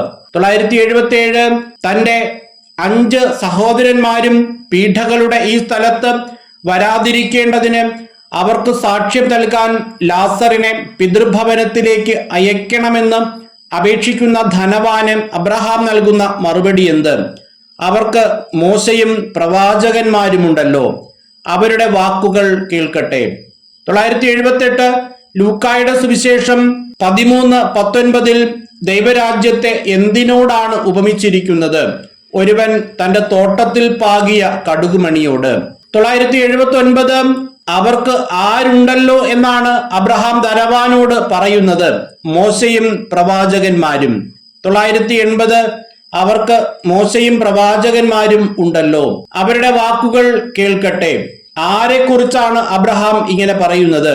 ധനവാന്റെ 5 സഹോദരന്മാരെ കുറിച്ച്. 981 അവർക്ക് മോശയും പ്രവാചകന്മാരും ഉണ്ടല്ലോ, അവരുടെ എന്തു കേൾക്കട്ടെ എന്നാണ് അബ്രഹാം ധനവാനോട് പറയുന്നത്? അവരുടെ വാക്ക്. 982 അവർക്ക് മോശയും പ്രവാചകന്മാരും ഉണ്ടല്ലോ, അവരുടെ വാക്കു കേൾക്കട്ടെ. എന്ന് പറഞ്ഞ അബ്രഹാത്തോട് ധനവാൻ വീണ്ടും പറയുന്നത് എന്ത്? പിതാവായ അബ്രഹാമേ, അങ്ങനെയല്ല, മരിച്ചവരിൽ ഒരുവൻ ചെന്ന് പറഞ്ഞാൽ അവർ അനുതപിക്കും. 983 ആരു ചെന്നു പറഞ്ഞാൽ അവർ, അതായത് ധനവാന്റെ സഹോദരന്മാർ അനുതപിക്കും എന്നാണ് ധനവാൻ അബ്രഹാത്തോട് പറയുന്നത്. മരിച്ചവരിൽ ഒരുവൻ ചെന്ന് പറഞ്ഞാൽ. 984 ലൂക്ക 16:30 ധനവാൻ അബ്രഹാത്തെ സംബോധന ചെയ്യുന്നത് എന്ത്? പിതാവായ അബ്രഹാമേ. 985 മരിച്ചവരിൽ നിന്ന് ഒരുവൻ ചെന്ന് പറഞ്ഞാൽ തന്റെ സഹോദരന്മാർ എന്തു ചെയ്യുമെന്നാണ് ധനവാൻ അബ്രഹാത്തോട് പറയുന്നത്? അനുതപിക്കും. 986 മരിച്ചവരിൽ നിന്ന് ഒരുവൻ ചെന്ന് പറഞ്ഞാൽ അവർ അനുതപിക്കും എന്ന് പറയുന്ന ധനവാനോട് അബ്രഹാം പറയുന്ന മറുപടി എന്ത്? മോശയും പ്രവാചകന്മാരും പറയുന്നത് അവർ കേൾക്കുന്നില്ലെങ്കിൽ മരിച്ചവരിൽ നിന്ന് ഒരുവൻ ഉയർത്താലും അവർക്ക് ബോധ്യമാവുകയില്ല. 987 ആര് പറയുന്നത് കേൾക്കുന്നില്ലെങ്കിൽ മരിച്ചവരിൽ നിന്ന് ഒരുവൻ ഉയർത്താലും അവർക്ക് ബോധ്യമാവുകയില്ല എന്നാണ് അബ്രഹാം പറയുന്നത്. മോശയും പ്രവാചകന്മാരും പറയുന്നത് കേൾക്കുന്നില്ലെങ്കിൽ. 988 മോശയും പ്രവാചകന്മാരും പറയുന്നത് എന്തു ചെയ്യുന്നില്ലെങ്കിൽ മരിച്ചവരിൽ നിന്ന് ഒരുവൻ ഉയർത്താലും അവർക്ക് ബോധ്യമാവുകയില്ല എന്നാണ് അബ്രഹാം പറയുന്നത്, കേൾക്കുന്നില്ലെങ്കിൽ. 989 മോശയും പ്രവാചകന്മാരും പറയുന്നത് അവർ കേൾക്കുന്നില്ലെങ്കിൽ എന്തു ചെയ്താലും അവർക്ക് ബോധ്യമാവുകയില്ല എന്നാണ് അബ്രഹാം പറയുന്നത്, മരിച്ചവരിൽ നിന്ന് ഒരുവൻ ഉയർത്താലും. 990 ധനവാന്റെയും ലാസറിന്റെയും ഉപമയിൽ ധനവാൻ അബ്രഹാത്തെ സംബോധന ചെയ്തു പറയുന്ന വാക്യഭാഗങ്ങൾ ഏവ? 24, 27, 30.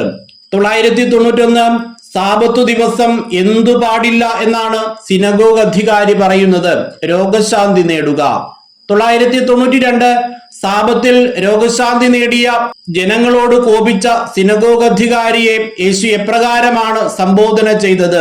കപടനാട്യക്കാരെ. 993 സാബത്തിൽ ഏതൊക്കെ മൃഗങ്ങളെ വെള്ളം കുടിപ്പിക്കാൻ കൊണ്ടുപോകുന്ന കാര്യമാണ് ലൂക്ക 13:15 പറഞ്ഞിരിക്കുന്നത്? കാള, കഴുത.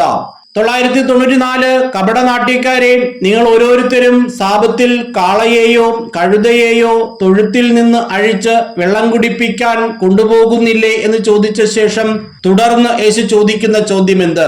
18 വർഷം സാത്താൻ ബന്ധിച്ചിട്ടിരുന്നവളായ അബ്രഹാത്തിന്റെ ഈ മകളെ സാബത്ത് ദിവസം അഴിച്ചുവിടേണ്ടതില്ലെന്നോ? 995 എത്ര വർഷമായി സാത്താൻ ബന്ധിച്ചിട്ടിരുന്ന ഈ മകളെ എന്നാണ് യേശു ചോദിക്കുന്നത്? 18 വർഷം. 996 18 വർഷം സാത്താൻ ബന്ധിച്ചിട്ടിരുന്നവളായ ആരുടെ മകളെ എന്നാണ് യേശു പറയുന്നത്? അബ്രഹാത്തിന്റെ. 997 ആര് ബന്ധിച്ചിട്ടിരുന്ന അബ്രഹാത്തിന്റെ മകളെ അഴിച്ചുവിടേണ്ടതില്ലെന്നോ എന്നാണ് യേശു ചോദിക്കുന്നത്? സാത്താൻ. 998 18 വർഷം സാത്താൻ ബന്ധിച്ചിട്ടിരുന്ന അബ്രഹാത്തിന്റെ ഈ മകളെ സാബത്ത് ദിവസം അഴിച്ചുവിടേണ്ടതില്ലെന്നോ എന്ന യേശുവിന്റെ ചോദ്യം കേട്ട് ലജ്ജിതരായതാര്? അവന്റെ പ്രതിയോഗികളെല്ലാം. 999 18 വർഷം സാത്താൻ ബന്ധിച്ചിട്ടിരുന്നവളായ അബ്രഹാത്തിന്റെ മകളെ സാബത്തു ദിവസം അഴിച്ചുവിടേണ്ടതില്ലെന്നോ? ഇതു കേട്ട് അവന്റെ പ്രതിയോഗികളെല്ലാം ലജ്ജിതരായി. എന്നാൽ അവൻ ചെയ്തിരുന്ന മഹനീയ കൃത്യങ്ങളെക്കുറിച്ച് സന്തോഷിച്ചതാര്? ജനക്കൂട്ടം.